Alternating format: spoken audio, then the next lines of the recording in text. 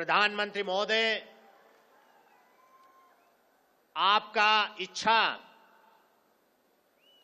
होते हुए भी आज इस ऐतिहासिक अवसर पर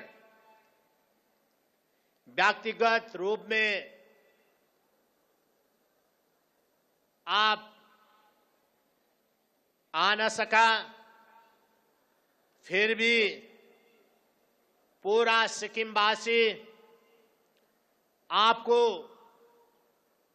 हार्दिक स्वागत करना चाहता हूं और मैं आपसे अनुरोध भी करना चाहता हूं कि इसी कार्यक्रम यानी हमारा जो स्वर्ण जयंती का कार्यक्रम 50 वर्ष होने का ऐतिहासिक कार्यक्रम ये 1 साल तक चलेंगे और 1 साल हम लोग इसको पर्व के रूप में मनाएंगे। और इस कार्यक्रम में एक बार अगर अक्टूबर हो या नवंबर हो, जब मौसम ठीक रहेंगे, उसी समय अगर आपका आशीर्वाद हो तो हम बहुत आभार रहेंगे। माननीय प्रधानमंत्री महोदय, आज के इस शुभ अवसर में ऑपरेशन सिंदूर की शानदार सफलता के लिए आपको तथा समस्त सुरक्षा बलों को सिक्किम वासियों के ओर से हार्दिक बधाई देना चाहता हूं।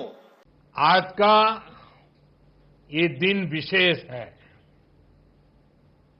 ये अवसर सिक्किम की लोकतांत्रिक यात्रा की गोल्डन जुबिली का है। मैं स्वयं आप सबके बीच रह करके इस उत्सव का, इस उमंग का, 50 वर्ष की सफल यात्रा का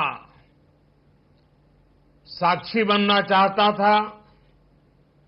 मैं भी आपके साथ कंधे से कंधा मिलाकर इस उत्सव का हिस्सा बनना चाहता था। मैं बहुत सुबह जल्दी दिल्ली से निकलकर बागडोगरा तो पहुंच गया, लेकिन मौसम ने मुझे आपके दरवाजे तक तो पहुंचा दिया, लेकिन आगे जाने से रोक लिया। और इसलिए मुझे आपके देख रहा हूं, ऐसा भव्य दृश्य मेरे सामने है, लोग ही लोग नजर आ रहे हैं। कितना अद्भुत नजारा है। कितना अच्छा होता मैं भी आपके बीच होता, लेकिन मैं नहीं पहुंच पाया। मैं जैसे ही राज्य सरकार तय करेगी, मैं सिक्किम जरूर आऊंगा, आप सबके दर्शन करूंगा और इस 50 वर्ष की सफल यात्रा का मैं भी एक दर्शक बनूंगा। आज का ये दिन बीते 50 वर्षों की अचीवमेंट्स को सेलिब्रेट करने का है।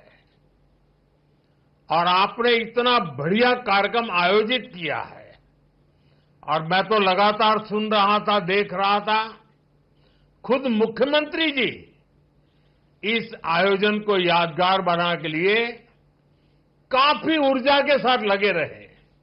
वो दिल्ली में भी मुझे 2 बार आकर के निमंत्रण देके गए। मैं आप सभी को सिक्किम राज्य के 50 वर्ष होने की बहुत बहुत बधाई देता हूं। साथियों, 50 साल पहले सिक्किम ने अपने लिए एक डेमोक्रेटिक फ्यूचर तय किया था। सिक्किम के लोगों का जनमन ज्योग्राफी के साथ ही भारत की आत्मा से जुड़ने का भी था। एक भरोसा था, जब सबकी आवाज सुनी जाएगी, सबके हक सुरक्षित होंगे, तो विकास के एक जैसे मौके मिलेंगे। पढ़ाई के लिए, इलाज के लिए, रोजगार के लिए कहीं पर भी आना जाना बहुत बड़ी चुनौती था। लेकिन बीते 10 वर्षों में स्थिति काफी बदल गई है। इस दौरान सिक्किम में करीब 400 किलोमीटर के नए नेशनल हाईवे बने हैं।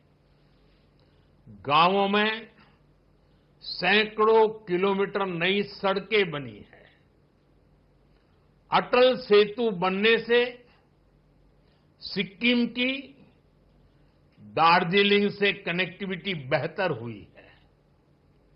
सिक्किम को कालिम्पोंग से जोड़ने वाली सड़क पर भी काम तेजी से चल रहा है और अब तो बागडोगरा गंगटोक एक्सप्रेसवे से भी सिक्किम आना जाना बहुत आसान हो जाएगा।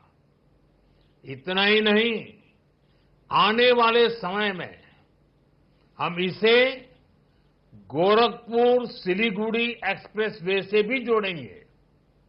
साथियों, आज नॉर्थ ईस्ट के हर राज्य की राजधानी को रेलवे से जोड़ने का अभियान तेजी से आगे बढ़ रहा है। सेवोक रांगपो रेल लाइन सिक्किम को भी देश के रेल नेटवर्क से जोड़ेगी। हमारा ये भी प्रयास है कि जहां सड़कें नहीं बन सकती, वहां रोपवे बनाए जाएं। थोड़ी देर पहले ऐसे ही रोपवे प्रोजेक्ट का लोकार्पण किया गया है। इससे भी सिक्किम के लोगों की सहूलियत बढ़ेगी। क्यों? सिक्किम में एडवेंचर और स्पोर्ट्स टूरिज्म का भी बहुत पोटेंशियल है। Trekking, mountain biking, high altitude training जैसी गतिविधियां यहां आसानी से हो सकती है। हमारा सपना है सिक्किम को कॉन्फ्रेंस टूरिज्म, वेलनेस टूरिज्म और कॉन्सर्ट टूरिज्म का भी हब बनाया जाए। स्वर्ण जयंती कन्वेंशन सेंटर यही तो भविष्य की तैयारी का हिस्सा है। मैं चाहता हूं कि दुनिया के बड़े बड़े कलाकार गंगटोक की वादियों में आकर परफॉर्म करें और दुनिया कहे, अगर कहीं प्रकृति और संस्कृति साथ साथ है तो वो हमारा सिक्किम है।